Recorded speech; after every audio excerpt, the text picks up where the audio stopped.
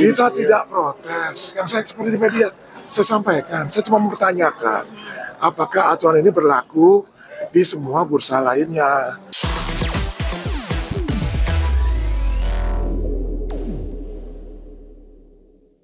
Pemirsa, PT Bursa Efek Indonesia saat ini tengah memproses pengiriman surat resmi kepada MSCI.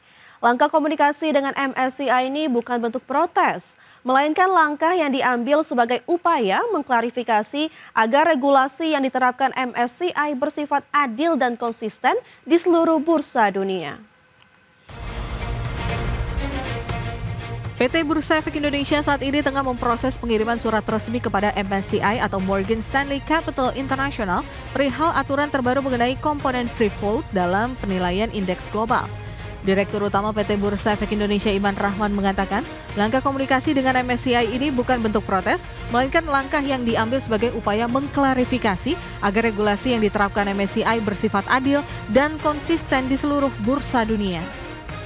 Kita tidak protes. Yang saya seperti di media, saya sampaikan. Saya cuma mempertanyakan, apakah aturan ini berlaku di semua bursa lainnya. Kedua, kita menjelaskan bagaimana free float itu di bursa dilakukan yang berbeda dengan bursa lainnya. Jadi kita nggak protes, kita cuma nanya equality, ya, kesetaraan yang dilakukan. Jadi saya beberapa waktu saya Rupsan saya udah bilang, kita tidak akan intervensi kebijakannya, gitu ya. Iman memastikan Bursa Efek Indonesia saat ini belum membuka isi surat dari MSCI. Hal ini dilakukan guna menjaga persepsi investor maupun perusahaan tercatat agar tidak liar dengan terkait aturan free float. Jakarta, Riki Anwar di IDX Channel. PT Citra Nusantara Gemilang Tbk atau CGAS berhasil menorehkan kinerja solid sepanjang 9 bulan pertama tahun 2025. Emiten energi bersih ini mencatatkan kenaikan pendapatan dan laba bersih didorong peningkatan permintaan gas dari sektor industri dan retail. PT Citra Nusantara Gemilang Tbk melaporkan kinerja positif sepanjang 9 bulan pertama tahun 2025. Pendapatan perusahaan mencapai Rp426,65 miliar atau naik 14% dibandingkan periode yang sama tahun lalu. Kenaikan pendapatan tersebut mendorong laba bersih perseroan tumbuh 8% menjadi Rp9,89 miliar. Direktur Utama perusahaan Andika Purwonugroho menjelaskan, pertumbuhan ini dipicu peningkatan penjualan gas seiring naiknya permintaan compressed natural gas dari sektor industri dan retail. Andika menyampaikan kenaikan pendapatan dan laba ini menunjukkan efektivitas strategi bisnis serta efisiensi operasional di seluruh segmen usaha. Hal tersebut membuktikan bahwa perusahaan berhasil mempertahankan daya saing di tengah dinamika pasar energi nasional. Dari sisi likuiditas, kondisi keuangan perusahaan juga mengalami perbaikan signifikan. Arus kas bersih dari aktivitas operasi berbalik positif sebesar Rp808 juta dibandingkan defisit Rp20,71 miliar pada periode yang sama tahun sebelumnya. Sebagai pelaku utama di sektor energi bersih, perseroan terus memperkuat perannya dalam mendukung transisi energi nasional. Melalui inovasi, perluasan jaringan distribusi, dan kemitraan strategis, perusahaan berkomitmen menciptakan nilai jangka panjang dan kontribusi menuju target net zero emission 2060. Tim Liputan IDX Channel. Pemirsa, PT Indah Kiat Pulp and Paper Tbk atau INKP menyiapkan dana sebesar Rp4,49 triliun untuk melunasi obligasi dan sukuk yang akan jatuh tempo pada Desember 2025 hingga Januari 2026.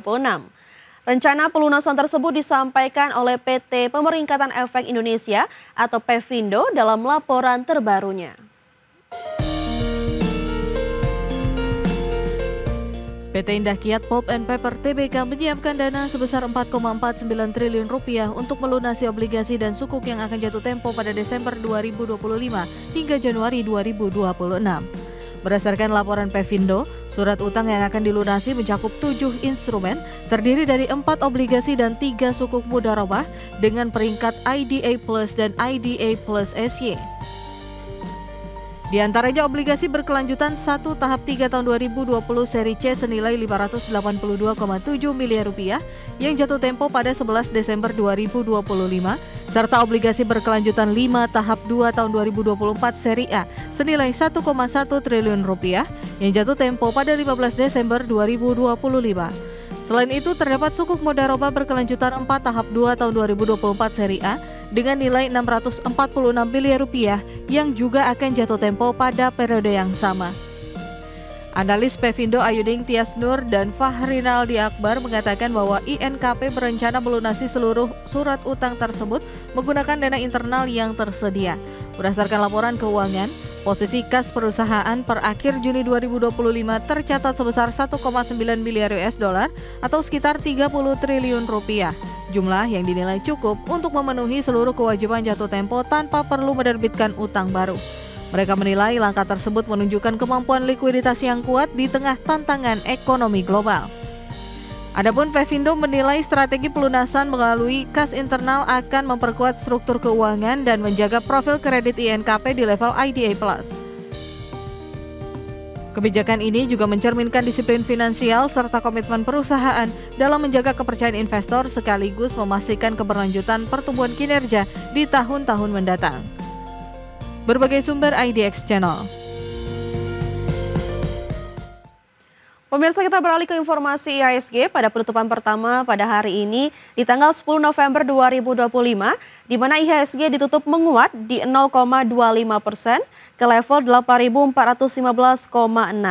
Adapun IHSG tadi pagi dibuka di level 8.443,32 dan sempat menyentuh titik tertinggi di level 8.478,15. Dan 372 saham mengalami penguatan, 265 saham mengalami pelemahan, dan 171 saham stagnan atau tidak bergerak. Dari top gainers pemirsa atau saham-saham yang mengalami penguatan tertinggi, antara lain ada Brand yang mengalami penguatan di 3,76%, CDIA mengalami penguatan di 2,35%, PTRO naik 2,63%, dan Raja mengalami penguatan di 9,24%. Dari top losers pemirsa atau saham-saham yang mengalami pelemahan terdalam, antara lain ada DSSA yang mengalami pelemahan di 9,48%, CBRE mengalami pelemahan di 3,95%, Halo melemah di 3,54%, dan ISAT melemah di 2,79%. Dari pergerakan sektoral pemirsa, teknologi mengalami kenaikan di 3,05%, properti mengalami kenaikan di 1,58%, sementara konsumsi primer mengalami pelemahan di 0,16% dan juga kesehatan mengalami pelemahan di 0,04%. Pengamat ekonomi Selios Nailul Huda angkat bicara terkait rencana Kementerian Keuangan mematangkan rencana besar di sektor moneter dengan menyiapkan langkah redenominasi rupiah atau penyederhanaan nilai mata uang nasional. Nailul menjelaskan bahwa saat ini bukan waktu yang tepat untuk mendorong redenominasi. Nailul menilai pemerintah seharusnya lebih fokus mendorong perbaikan ekonomi dan menjaga akselerasi fiskal dalam mendorong pertumbuhan ekonomi. Selain redenominasi merupakan ranah Bank Indonesia, Nailul menyebut wacana kebijakan redenominasi hanya menimbulkan resiko biaya tambahan di sistem perekonomian dan naiknya inflasi. Kita harus mempertimbangkan baik-baik kondisi ekonomi dan keuangan negara dan masyarakat. Karena kalau kita lihat dalam ekonomi sekarang ini, nampaknya masih tidak diperlukan redenominasi rupiah. Ada biaya redenominasi yang tinggi, di mana itu harus ditanggung oleh negara dan swasta. Swasta akan menanggung biaya untuk penyesuaian sistem kerja dan sebagainya.